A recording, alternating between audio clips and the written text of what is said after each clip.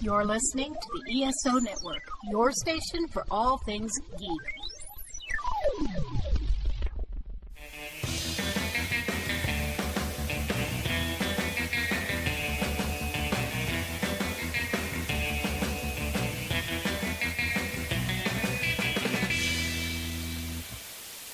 Hey everyone and welcome. This is a real terrible movie. In fact, if I recall correctly, according to Rotten Tomatoes, this might be the worst movie we've ever done. So, do with that what you will.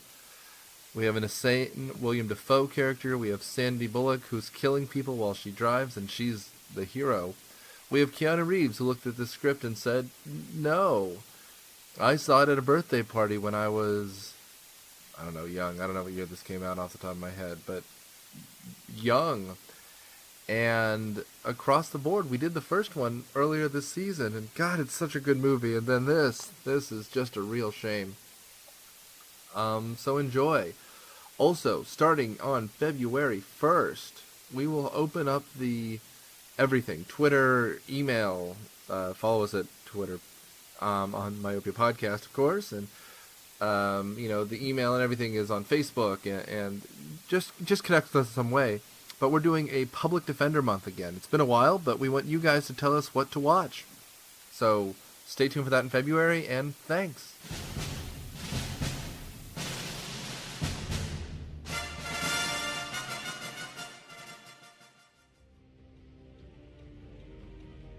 In a world where podcasters talk about the same old pop culture topics, two heroes must rise to bring forth a new era of podcast entertainment. The Cigar Nerds Podcast. Movie reviews, pop culture debates, news, science, and even beer reviews. We're stranger than Stranger Things and funnier than an evil sewer clown. CigarNerdPodcast.com. We all smoke down here, Georgie.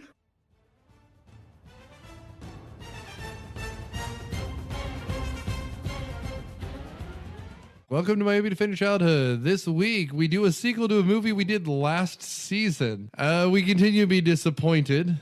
Was this your choice, Daniel?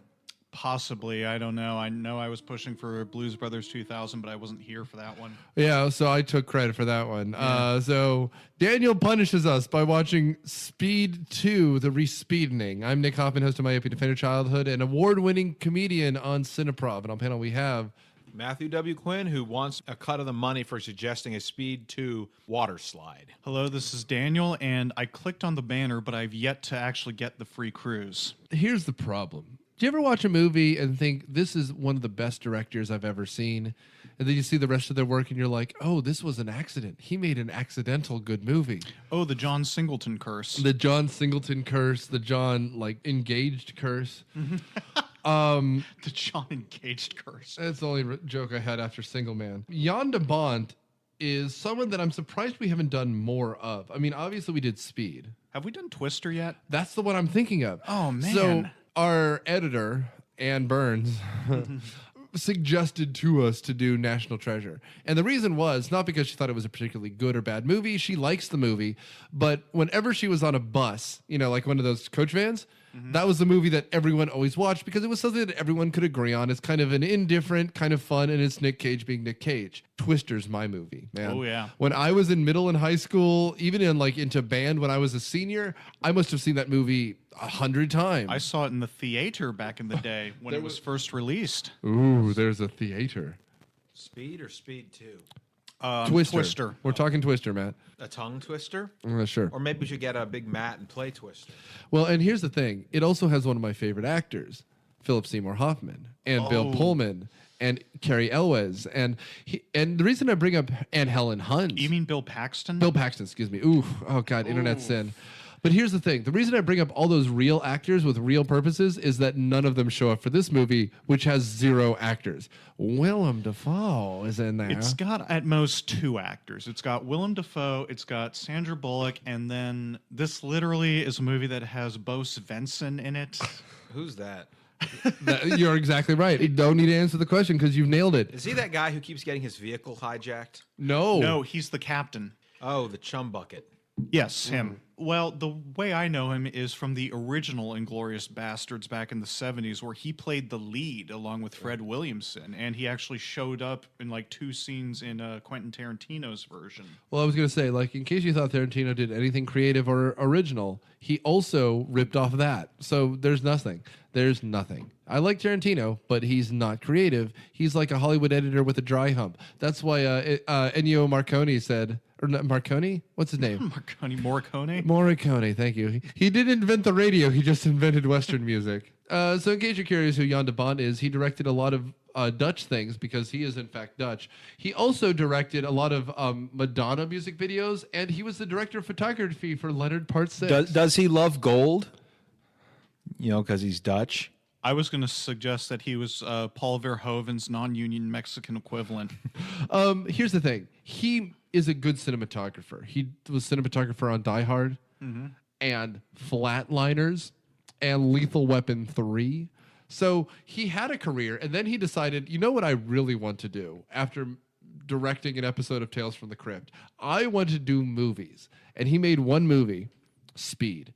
And Speed is a masterpiece. Oh, Speed was good. Speed is amazing. Keanu Reeves is there, and Sandy Bullock. Let's talk about Sandy for 2 seconds.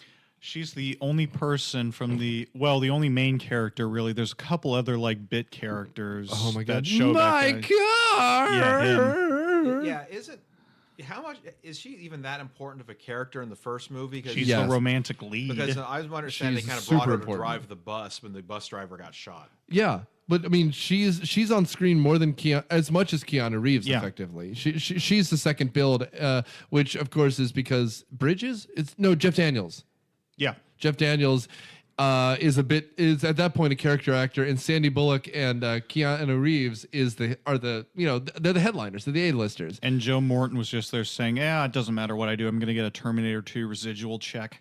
And Dennis Hopper, man, is he's so good. He's a villain. Now that being said, I will not take a damn thing away from Willem Dafoe, who is, I think, the best part of this movie. Problem is, he has nothing to do. It's Willem Dafoe stuck in first gear, which is how you never want Willem Dafoe. I don't know, Chewing the man. scenery with those great big teeth. After he ends up he's on like a Speedo and ends up on a helicopter, and a plane, and he's just like, Well, I start at one corner of the scene, and then I just use these chompers. Chompa, chompa, chompa, chompa, chompa. So he's like Pac-Man with a blonde mullet.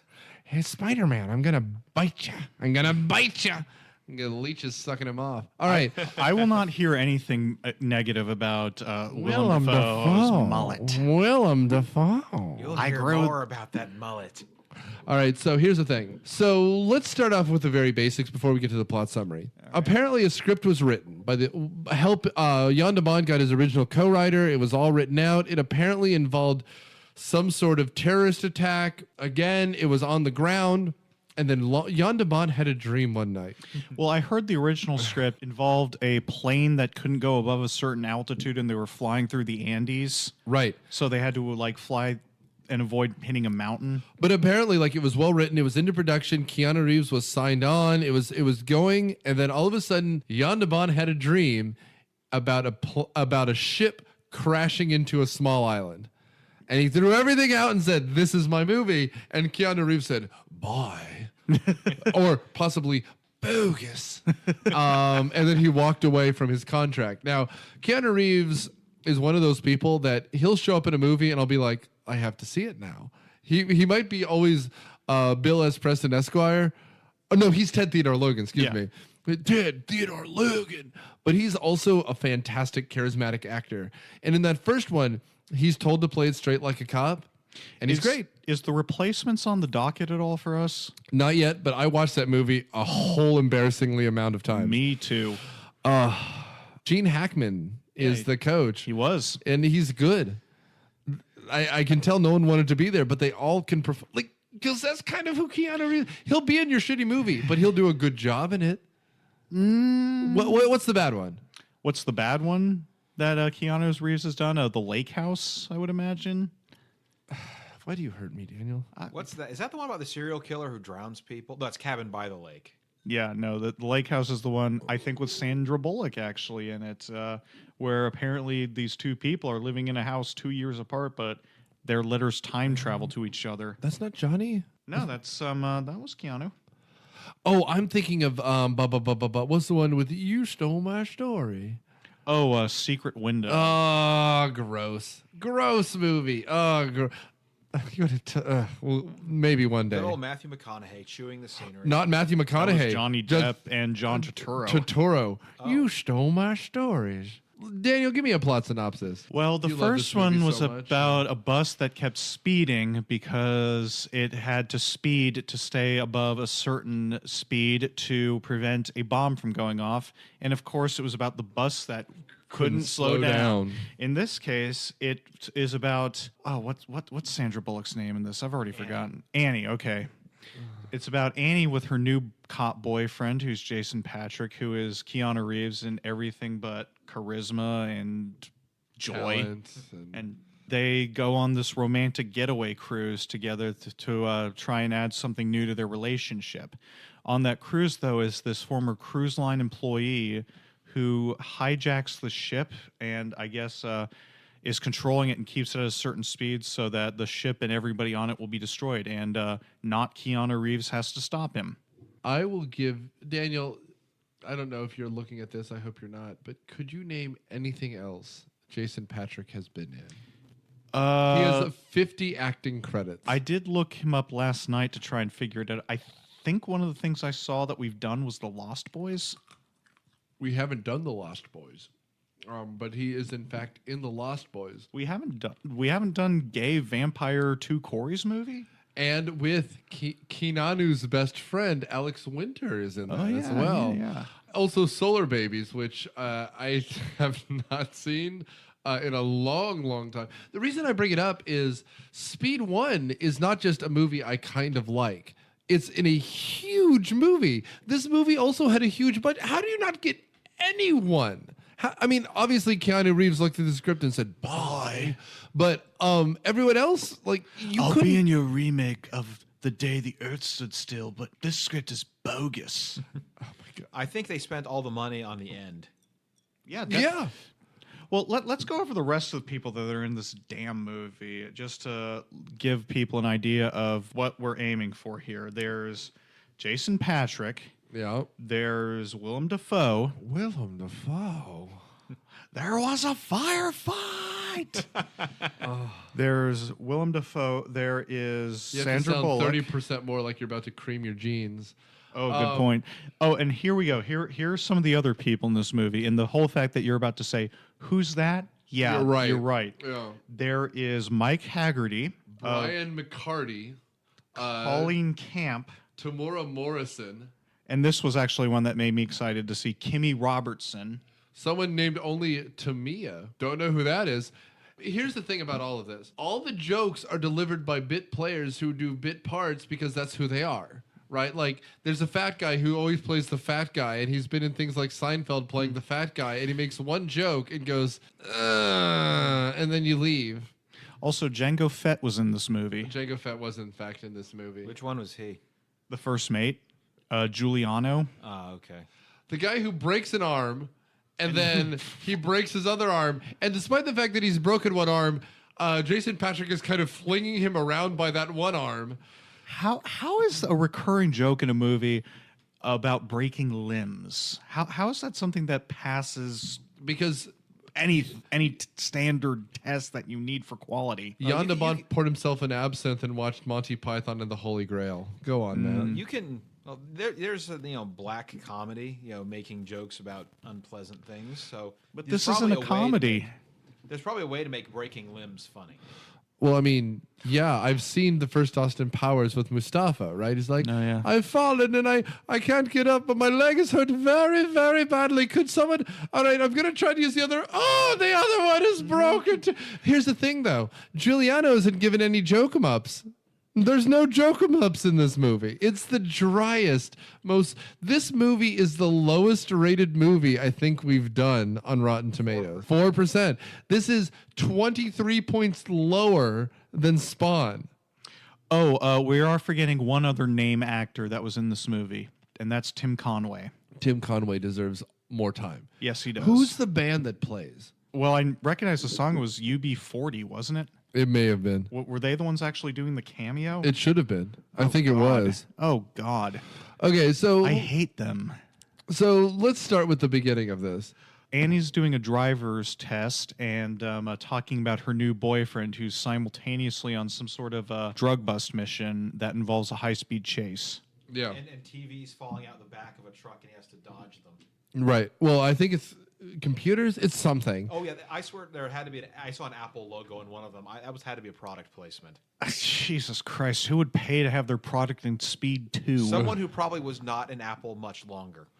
Well, and you never seen Apple working. And I mean, this is 97. Oh, I haven't even told my story. I saw this in theaters. So did I. did too. So did I. Yeah, I went to a friend's birthday and we wanted to watch it, and I hadn't seen the first Speed yet. They were all excited because they were, they had older brothers, so they had seen R-rated movies before. I hadn't seen this is a PG-13 shame.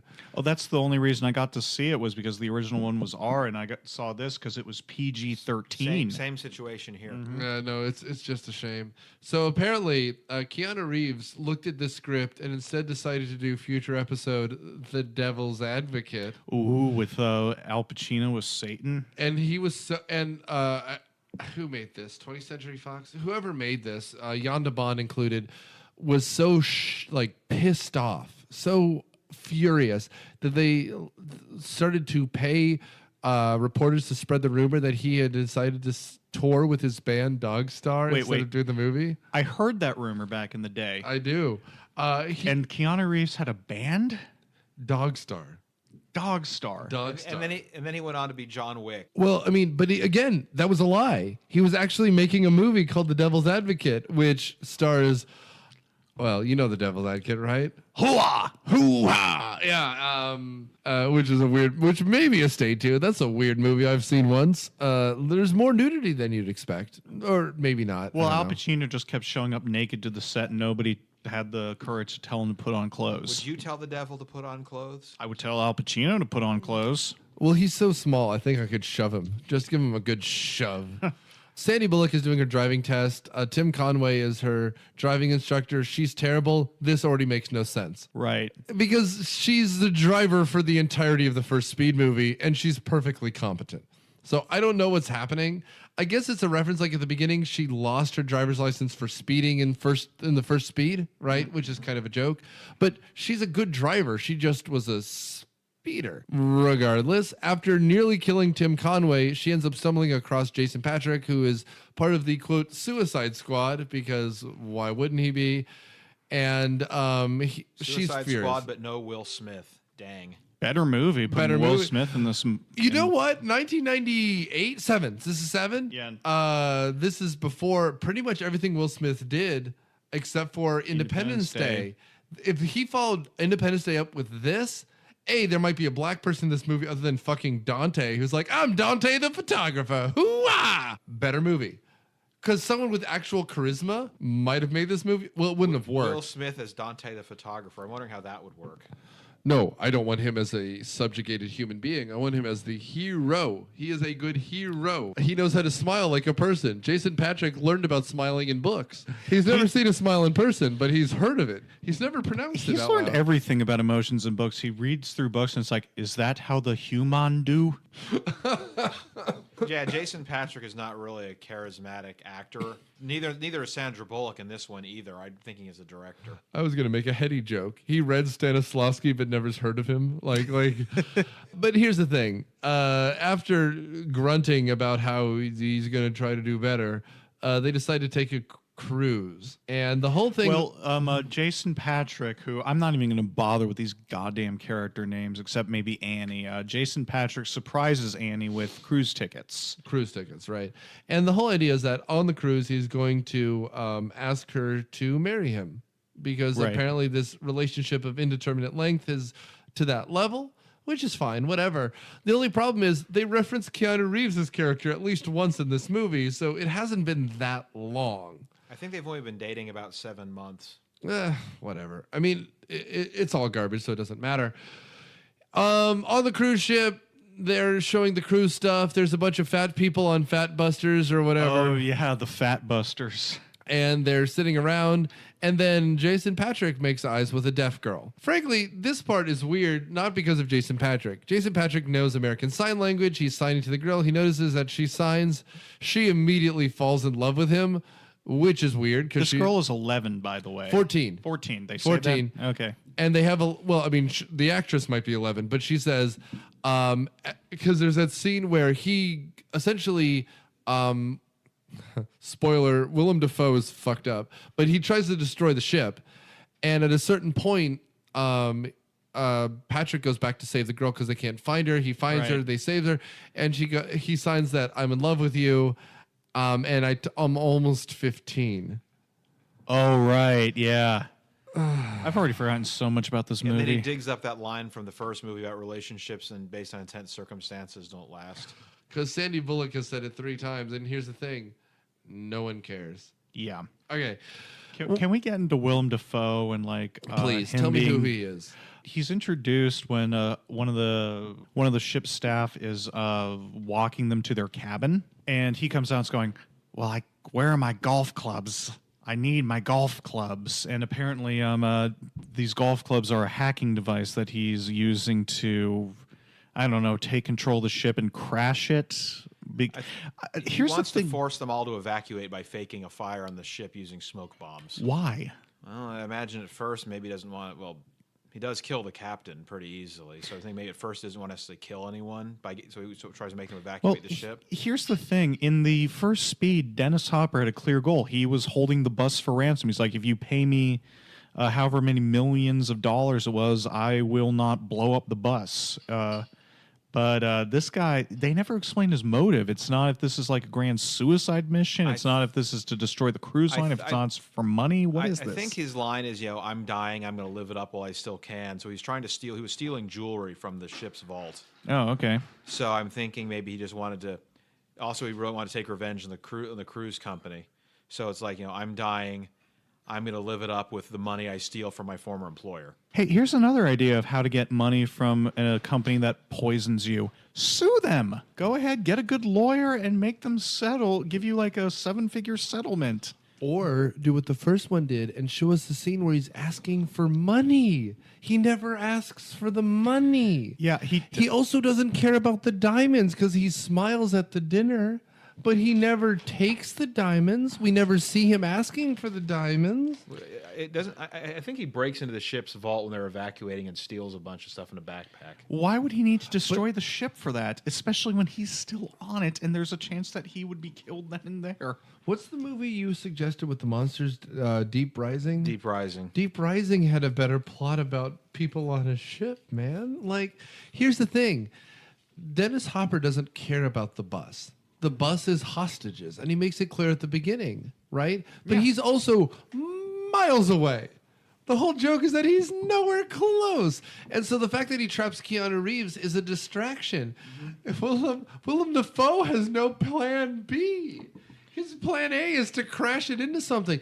I figured his idea was to get as many people dead as possible, but like you said, he pulls the fire alarm, baby, and everyone's off the ship. He doesn't have a plan A or a plan B. Yeah, especially considering he's on the ship that he's hijacking. Here's the thing. I'm going to crash it into New York City and get that Spider-Man once and for all. Well, Marvelites, what do you think will happen? I'm going to throw it into Boston and get those damn Boondock Saints once and for all. Thanks, Mayor Quimby. Oh, God, I'm an abomination. Here's the thing at the end of the day. None of this matters. I can't tell you. Willem Dafoe definitely has the best scenes in the movie. Like that bit where he murders the captain. It's not great, but it's effective. Well, and I'll tell you the best part of the scene. Afterwards, 2 of the women from Fat Busters want to pose with him. Will you take a picture? He goes, of course I'll take a picture with you ladies. I'll take a picture with you all day.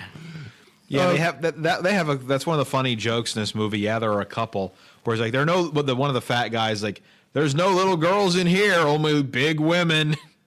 And it's like, You think that's funny, man? Yeah. well, and here's By the way, it was actually the band UB40. So Oh, that was actually them? you can put that In back pocket. 1990, okay, that's how bad this movie is. In 1997, they hired UB40 in order to be contemporary. You know who they should have gotten? Spice Girls? Oh my God! If the Spice Girls were on this ship and they're like, someone's trying to drown you wanna Baby be- Spice to get onto the lifeboats, it becomes a James Cameron. If you want to be my hijacker, first you got to get with my friends. Gross. That doesn't work. Gross. No. Gross. I was thinking more along the lines because this movie wants to be so 1997 it hurts me. If someone was playing ska, that'd be even better. Oh, there you go. If, like, No Doubt was on the ship. Cherry poppin' daddies. Oh, yeah. Oh my God. So there's going to be a Zoot Suit riot on the ship? Oh my God. It would explain the fact that there were 14-year-old girls hitting on men. That would be about right. Speaking of which, and this was one of the weirdest parts of the movie for me, probably the weirdest part. This is a romantic getaway. So after the dinner with the Fat People Pride Association, or I'm not trying. Fat Busters. I mean, look, I'm more of on the husky side of gentlemen myself, so I'm not trying to shame anybody, but it was just so weird having them in here. Yeah. But they go back to their room because Jason Patrick gets seasick, which never comes up again, even as he's on a hijacked ship, and he's sleeping while Sandra Bullock's trying to mother him. And on the cruise ship TV, they're watching Stanley Kubrick's Lolita. And if you notice, the bucket is filled with vomit, which we pan down to at least twice in that scene. Yeah. So maybe it was more of a commentary on pedophilia and how nauseated he felt. No, it's just terrible. No, Everything's terrible. It's literally the law that we talk about. You said Servo's law, but it's you don't reference a better movie in your movie. Never reference a good movie in your crappy movie. Well, and the problem is here, it's not like, what is it, in the fake movie in Home Alone, like Angels with Dirty Mouths or whatever? Oh, Angels with Filthy Souls. And then angels with even filthier souls in the sequel. Well, but that's just like, let's teach Kevin to be a man and like bulk up. Here it's literally, hey, you get it? The little girl's in love with Jason Patrick. You get it? You get it? Gross. Which means that Jan de Bont or the screenwriter, whoever, hasn't even seen Lolita or read it. No, he's heard of it. Yeah. So someone told about it. He was in Blockbuster one day and flipped it over and goes, I bet you this could be a movie. Willem Dafoe. I don't know. Oh, Willem Dafoe, I'm sure, watches Lolita every night. Oh, he's been in... Wasn't he in Nymphomaniac? Antichrist, I think you're thinking of. I'm thinking of Antichrist. He's already been Jesus once, too. Yes, he was. He was naked Jesus. Scorsese? Yeah. Yeah. Scorsese. Scorsese. Last Temptation, man, is a great, great film. Mm-hmm. Because it's competently directed by a competent director. Hey, this one got 4% on Rotten Tomatoes. Let's talk about that one. It's got a 3.8 on IMDb as of right now. Willem Dafoe. Okay, so... The whole thing with Willem Dafoe is he smuggled these signal jammers and some smoke bombs and everything on the ship so he could essentially take over the controls and control it himself. And there's that bit where he's like somehow gets on the bridge acting like he's drunk and installs all of his equipment in like 30 seconds. Yeah, the most acrobatic, fake drunken stumbling I have ever seen. Because he's the only actor who can act. And so he's literally traipsing through. You know, if you made this today... it'd be Christoph Waltz. Just someone who's over the top with a weird accent, and they're just like, this foreign guy could never possibly be a villain because he has a German accent. Oh, how charming. Oh, you ready to see something depressing or hear something depressing, rather? See something, say something. What's up? All right. Of the two, Sandra Bullock and Willem Dafoe, who do you think has won an Oscar? Oh, it's Willem, right? No, it's not. Not for The Deer Hunter? Was he in the... He wasn't in Oh, I'm thinking of the other one. Oh, shit. I did this today earlier, too. He hasn't won an Oscar for anything. Has he been nominated? Twice. For what? Shadow of the Vampire and The Florida Project. He should have won for Florida Project. Yes, he should have, but... Kicking that pedophile out. Oh, that was a great scene, but... Yeah, Sandra Bullock has won an Oscar. Willem Dafoe is not. What did she win it for? The Blind Side. That's a good movie. I mean, it's not as good as him, but it's fine. I've never seen it. She was nominated for Gravity, which was fine, and she was good in it. Not really an acting movie. But here's the thing. She's good in it. It's an effects movie. It's like Jim Cameron winning for Best Director for Avatar. He didn't win for Avatar. He won for Titanic. Well, but either way, like the point is he shouldn't have won. At least in Titanic, people are doing the talky talk. Mm-hmm. In Avatar, it's just like, hey, you know what would happen if the Smurfs were big? I mean, Dances with Smurfs. Dances with Smurfs. There's going to be 4 sequels. It's already over 12 hours long. Wait. You know what would happen if the Smurfs were big? Are you talking about your Are you talking about your favorite DeviantArt pages now? Girl. That's the dark side of the internet we do not need to go to. It's just because it's an incognito. Here's the thing. Yeah. You got a VPN just to browse through DeviantArt, didn't you? Oh, Smurf you, Daniel. Oh. So at this point, Willem Dafoe has taken over the ship. And as the ship's captain, he has, killed the real captain. And all we have left on the bridge is a Scottishman. They blew up the actual engineering section of the engine.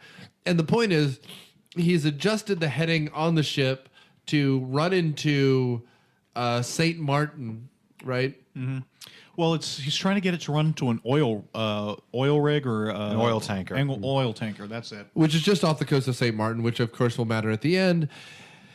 So Daniel and Matt, I'm going to ask you this question. At what point did you pause the movie and see how much time was left? Right about the scene where they get on the cruise ship. And well, here's the thing. I was watching the movie and knowing it was terrible. Willem, whose name I think is Geiger. Yeah, which is a bullshit villain name. Why would you name your villain Geiger? Well, if something exploded out of someone's chest, that might be better, but that doesn't happen. Well, but here's the thing. It's not someone exploding out of someone's chest. Someone saw the first Die Hard movie, and they're like, we need a German villain, and we'll give it to an American. Okay, to be fair, Dennis Hopper's character in the first movie was named Howard Payne, which is almost as bad, but at least he was charismatic about it and knew what kind of movie he was in. So the time I paused the movie, which matters to my question, all this shit happens. Dafoe takes over the ship. He releases his endgame. He explains the fact that he was the computer programmer who programmed this 90% automated ship. And being around computers gave him copper poisoning, which is bullshit. And that's why he attaches leeches to himself, which he's named individually. And they suck the copper out of his blood, which could give him a few more years of life. Doctors gave me a few months to live. Maybe these will give me a few more. And Jason Patrick goes, I met your nurses, and these nurses are leeches, and that is gross. And he goes, yeah, but the nurses will give me an extra few years of life, Spider-Man. And you're like, oh, one person can act, and the other person is a dead, soulless person. Regardless, as the scene progresses, he's announced, I'm going to crash this ship and destroy that thing which they refused to pay me for. And then once I got sick, they fired me because, I guess, healthcare issue? I don't know. Right to work state. Yeah, exactly. I paused the movie at this point. The end game was announced. It's not just we're going to kill the remaining few people aboard because they were already manning the life rafts. About half the people on board have already left, right? Is that we're going to crash this into an oil tanker. You know what one of the least suspenseful places on planet Earth is? A cruise ship. I mean, Speed works because it's a chamber drama, right? Everyone's trapped in a bus. They're all in a confined space. And they can't stop. One little thing goes wrong, and they could all die. Well, and the other side of it Are you going to put the leeches on me? You never know what he might do, Daniel. I'm going to send you to the captain because we've already done Under Siege. And the thing about Under Siege is that there are weapons on the ship. So when the bad guys take control of the ship, they can also destroy other things. And those other things matter. And as Steven Seagal, I have a fuck dungeon in my basement. So, I mean, but that's the other side. A cruise ship doesn't matter because there's also no one on the ship who cares. Like, yeah. It's another thing, like, if you do something like Gary Oldman's pretending to do a Russian accent on Air Force One, because then there's also someone aboard who matters. But here it just so happens that a hero is on the ship, and you have a goddamn hero cop trying to stop you on a ship that doesn't matter. It's all bullshit. Like, it's all bullshit. Because even on Speed, he wanted people to show up. Like, he wanted either Keanu or Jeff to show up, right? Because those are the people who stopped him before. Well, Jeff's dead, man. No, not at the beginning of the movie. Oh, right. Yeah. Right. But at the beginning of the movie, he wanted one of them to show up because they were the ones who stopped him before. But here just so happens Jason Patrick's on the ship. Like, had a terrorist threat been thrown and the guy who foiled him the last time been there, like, if he had attacked the CEO's building or the CEO who fired him happened to be on the ship, that's fine. But it's all innocent people for zero reason. That's also kind of the problem with some of the Die Hard well, especially Die Hard 2, because it just so happens John McClane is in that airport, but at least the villain knows who John McClane is. Because it was he killed his brother. No, that's 3. That's 3. Oh. 2, it was Colonel Stewart, I believe. That's correct. That's right. And again, it was just a random coincidence that he happened to be there, and usually he was over his head, but at least the villain was vaguely aware of who he was, but didn't care because he felt smarter. And in this case, there's like no interaction between the hero and the villain, really. Well, and the other thing, They redo the scene where they remotely detonate the bomb to kill the people coming to arrest him, where they're talking on the phone in Geiger's room, and then he sets the bomb off, which... Yeah, but that could have been anybody that he was talking to. And then then he chases him through the halls, and then he gets him on the other side of the fire door and is kind of leering at him through the window. Well, but here's the other thing, too. I mean, you're right. That's what they're doing, and Yonda is missing the point, but it's also a closed environment. Like, he has... he never feels like he... It all feels so boring. This is the most boring action movie I've ever seen. There's not really a lot that's exciting going on until the very end. You know what? You know what this movie needed? Guns. There were guns in the first Speed. There were no guns. Yeah. They had the skeet shotguns or rifles, whatever they were using. But they didn't use them in the movie. Except to shoot skeets. Well, I think he has him at gunpoint, and he's like, tries to say, I have a bomb, and then Jason Patrick just shoots next to him. He's like, okay. The point is that it never really made any impact, and it never really made anything exciting. The other thing in the Die Hard movies, what you mentioned, McClane can die. There's blood. There's viscera. He's covered in blood by the end of those bruises, movies. And he's like, he walks through glass. He's all, Jason Patrick doesn't sweat. Keanu's freaking out. He figures it out, but there's just nothing to this movie. Like, Jason Patrick gets thrown out a window on a cruise ship full of a blizzard of broken glass and does not get cut once. Oh, and in the scene we're about to talk about, he's on the front of the ship and goes through concrete and brick buildings and is unscathed. This man has no... This movie is unwatchable, guys. So long as we're talking about what this movie was missing, I'd like to just also point out that this movie needed something big that the first one had. Cans! We need cans! It's cans! Don't worry, Sandy. It was only Cans! And It was only cans, Annie. Annie. Sandy. Annie, are you okay? Are you okay, Annie? I would say that she was touched by a smooth criminal, but Willem Dafoe really wasn't that smooth. But he did touch her. Well, he did struck by a smooth criminal. At one point, he straight up punches her in the face or slams her head into the controls Again, of a not plane. smooth, though. Here's the thing. Girl, he's smooth. I'll take him. Maybe his teeth are smooth. They're certainly big. He has the smile of Giada De Laurentiis. I'm taking that's not a compliment. No, it's just Sharkum. Like, I don't know Sharkum. if he only has like baby teeth or something, but his ear to ear smile shows like 400 teeth. I've never seen anything like it except for Food Network's Giada De Laurentiis. Because you can't see what I'm doing, I'm showing Matt a picture of Giada De Laurentiis. Not scary enough. Yeah, but all the teeth. It's every single teeth. You're right. I'm telling you. You had to look it up. You had to know. So at this point, a 45-minute sequence. This is where I paused, where he's like, I'm going to crash you guys into a ship.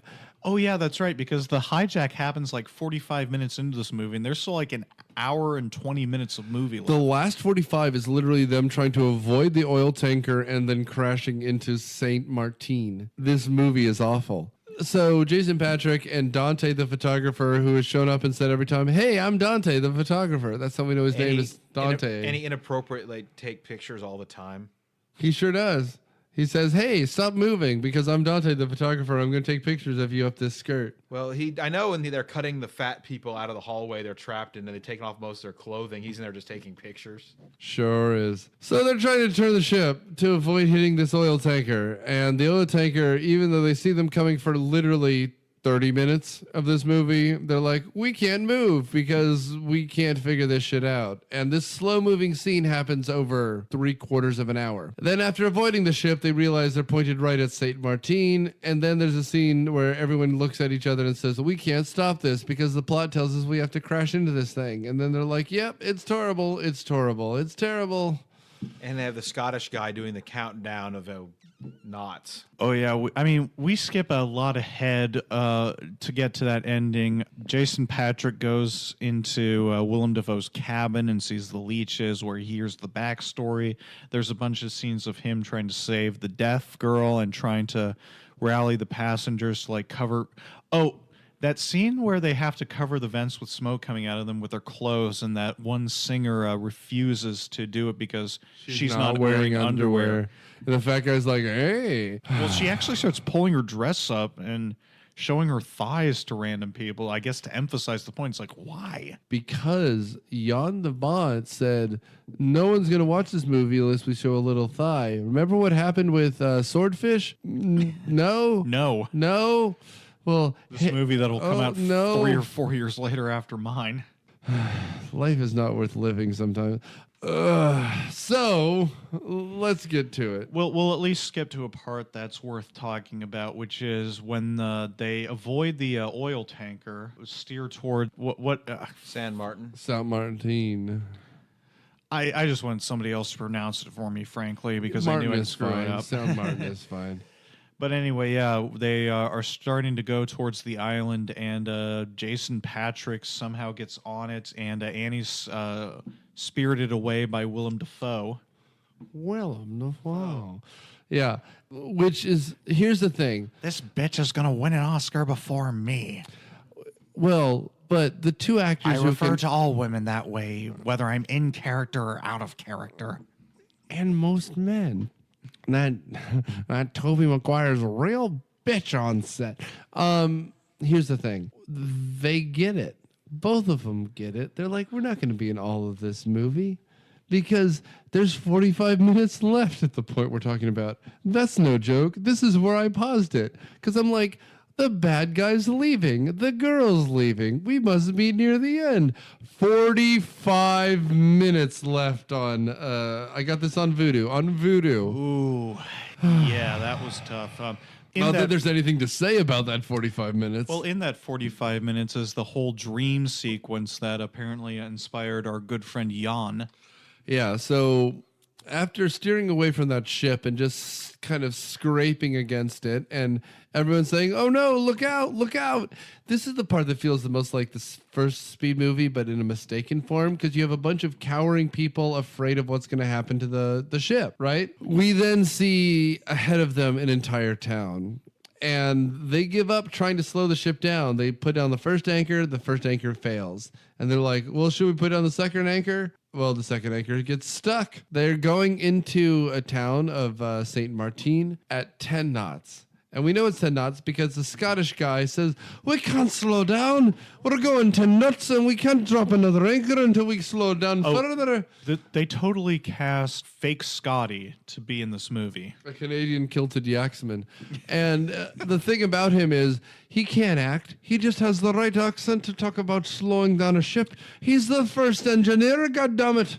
Even though that's completely... Did anybody remember in the first Speed where they were like constantly shouting out how fast the bus was going? No, because that's a really stupid idea.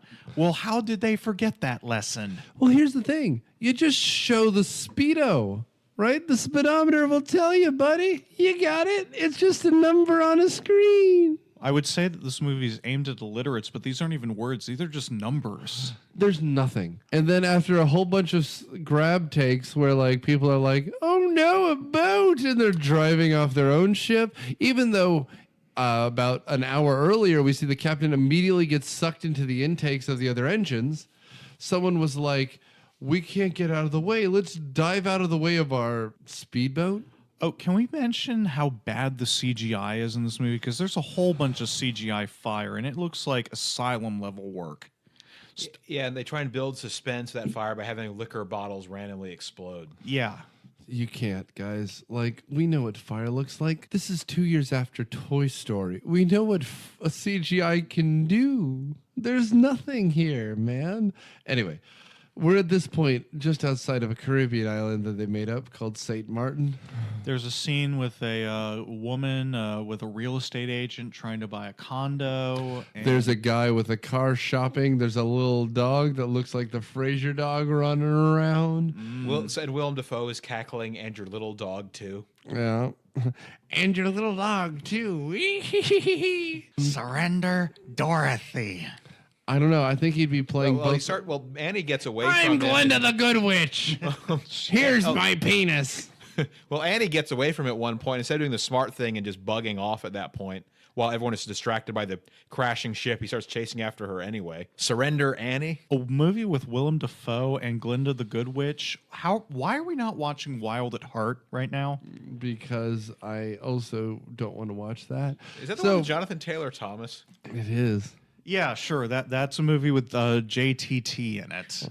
At this point, we enter a 23-minute sequence where a ship crashes into the Caribbean. So everyone's thought on the scene. Matt, what do you think of the ship? The last about maybe quarter of this movie is one that's legitimately keeps my attention. Most of the movie does not. But that must be the longest pier they're grinding up on, because you'd think they'd hit the land and it'd stop abruptly. Because they just keep going and going and going and knocking over buildings. Did you like the scene? Yeah. I thought you would. I don't know why. I was watching this and I thought it was the most boring, stupid, drawn out nothing. Well, and every joke in it was like, my car. the person who ruined that scene really is the Scottish engineer who's reading out the speed. 4 knots. Yeah. 3 knots. 2 knots. We're almost going to stop. And then it's shaky cam like it's the original series of Star Trek. It's just like, it's shaking around the Scottish. This guy is like, 1.5 knots as he's like about to shit himself. Like, I've never seen, and the last time he does it, he's not even on screen. He's like dead on the floor. He's going, less than 1 knots. We're almost stopped.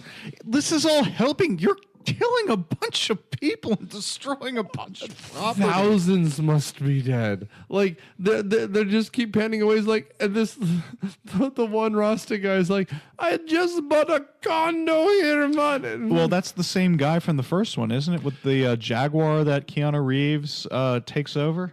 And it is the same guy. And the fat guy who goes, my car. He also had a car destroyed in the first one because he was like, I've got to deal with my fans. And the fans were like, where's Keanu? Like, where's our hero? Keanu. Is this a Scientology movie now? Keanu. You'll learn when you get to level 3. You have to get to level 3 first. How much do I have to pay for that? We'll talk later. 200 million thetans. Here's the thing, though.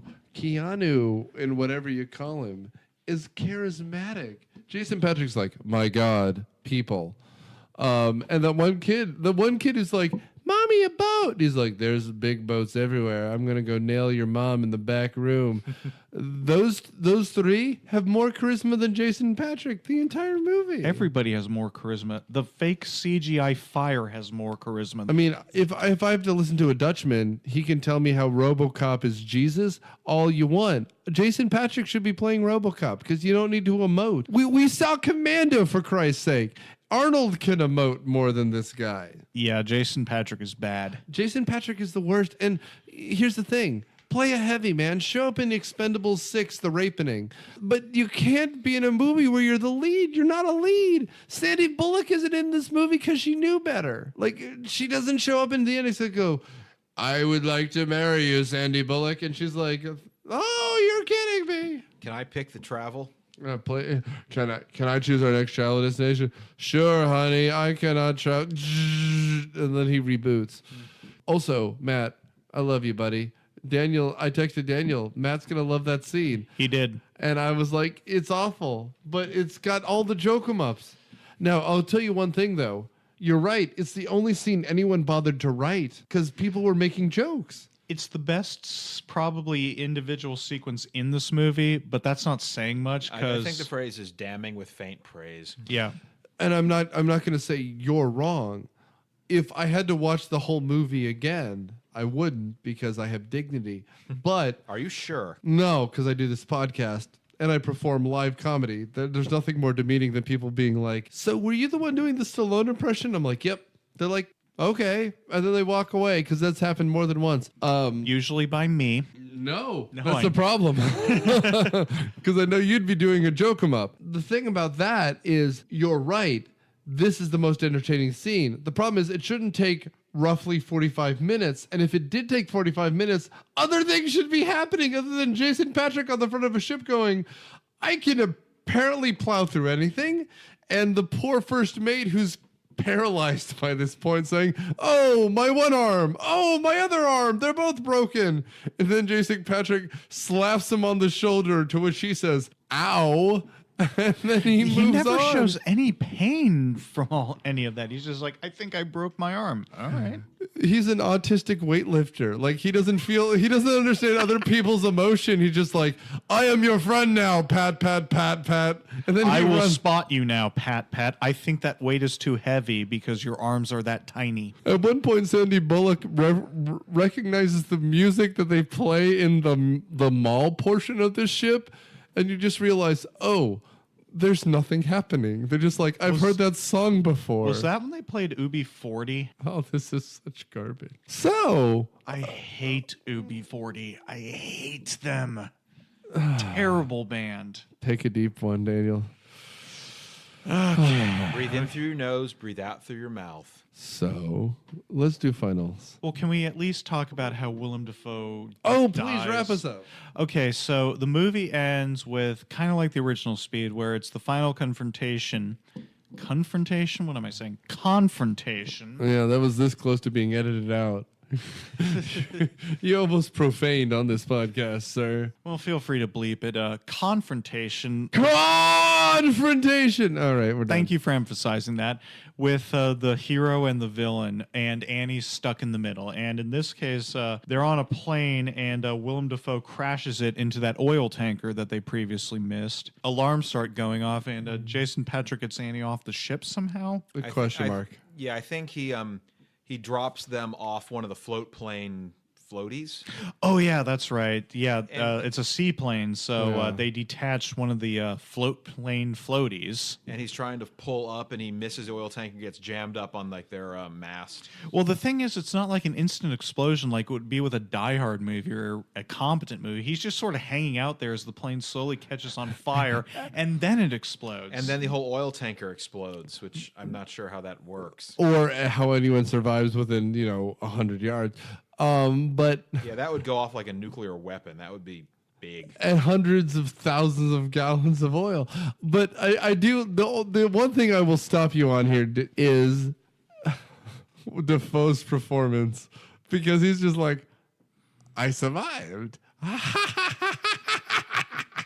And he just starts losing his shit with joy. Like, he's all teeth and happiness, and he is mulleted like it's 1983. he makes no attempt to get out of the plane, or he makes no attempt to try and preserve his life. But he doesn't get it. Like, he's so filled with like ebullient joy. It's like he's Jonathan Taylor Thomas in the first season of Tool Time, like, of Home Improvement. Like, You can call it Tool Time. They were all the same thing.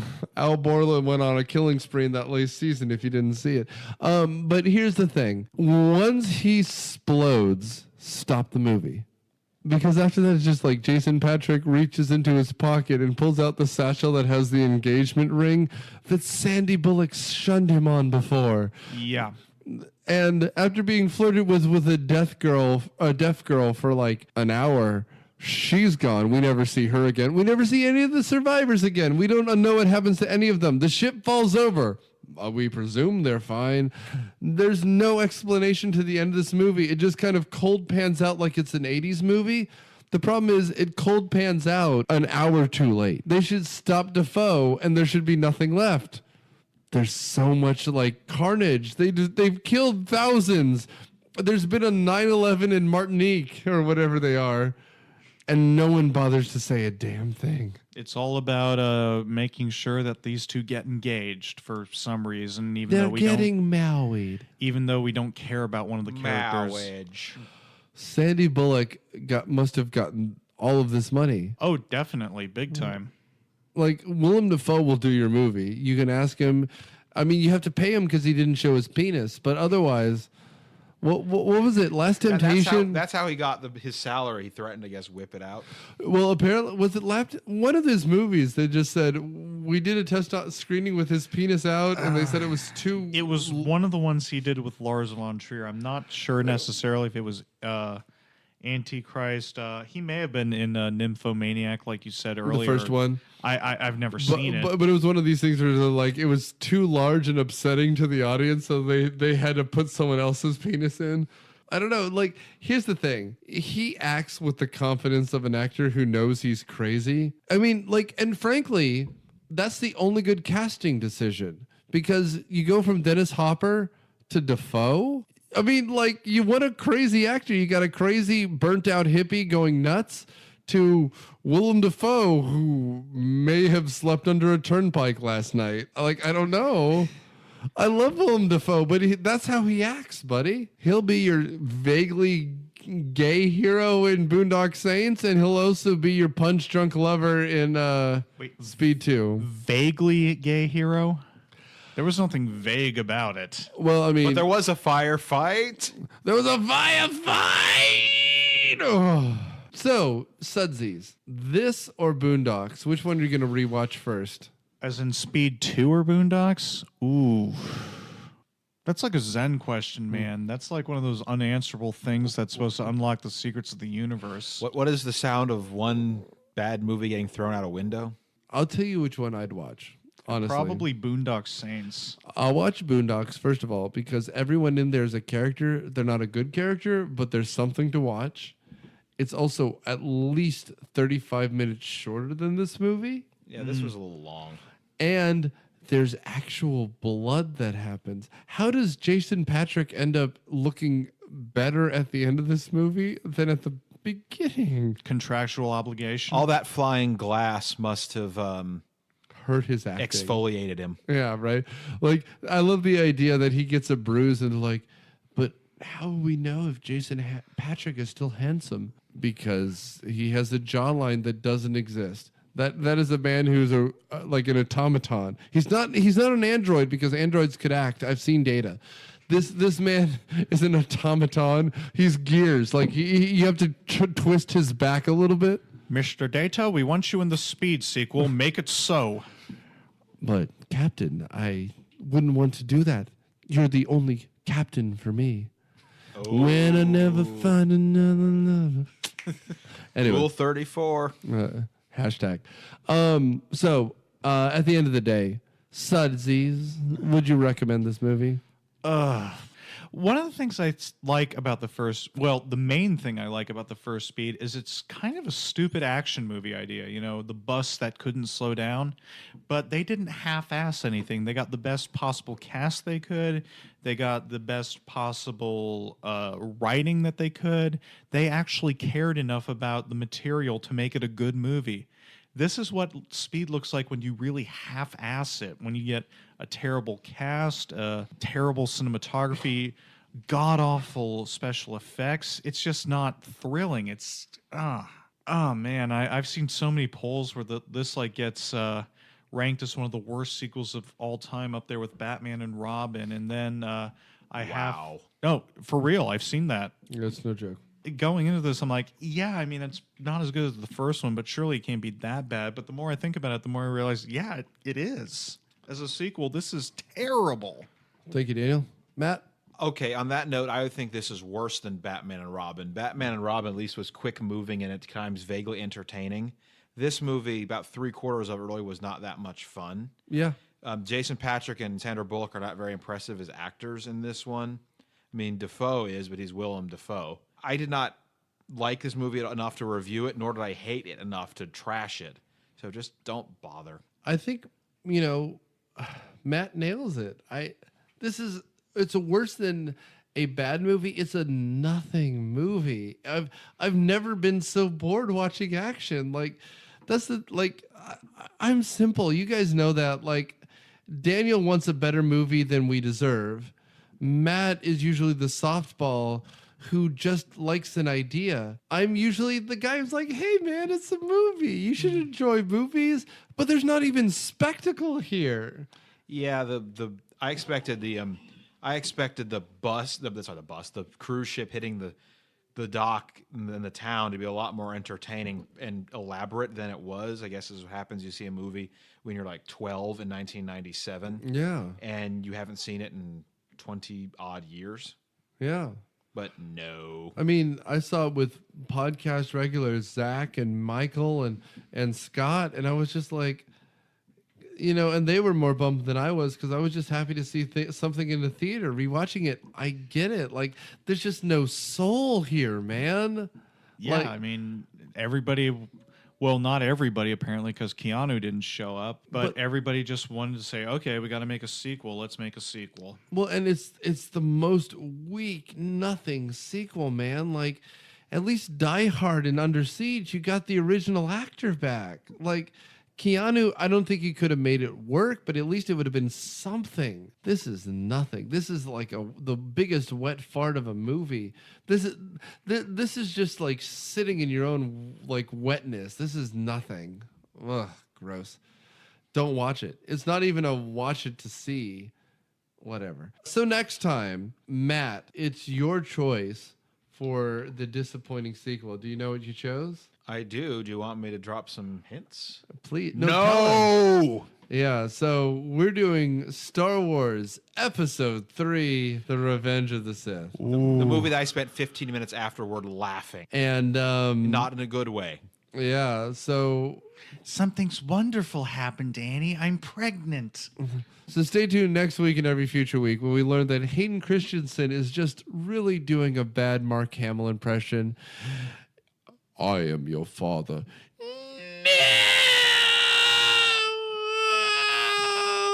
No! So I guess stay tuned for Myopia's first venture into Star Wars. Is this our first Star Wars thing? It sure is. Oh boy! The first and worst. I don't know. Oh. I think episode 2 is worse than this. So they're all pretty bad. So stay tuned next week and every future week as we put another piece of your past on trial. Thanks, guys.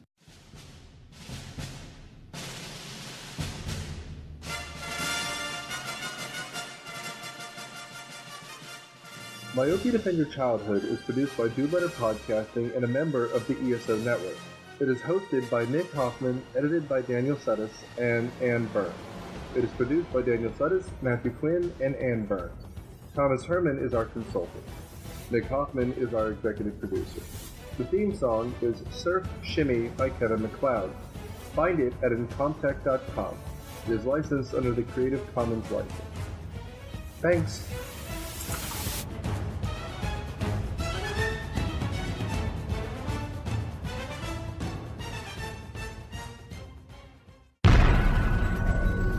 This has been a broadcast of the ESO Network. Be part of the crew and help support our shows by donating to our ESO Patreon or by shopping through Amazon.com or the TeePublic store, which can all be found at www.esonetwork.com. The ESO Network, your station for all things geek.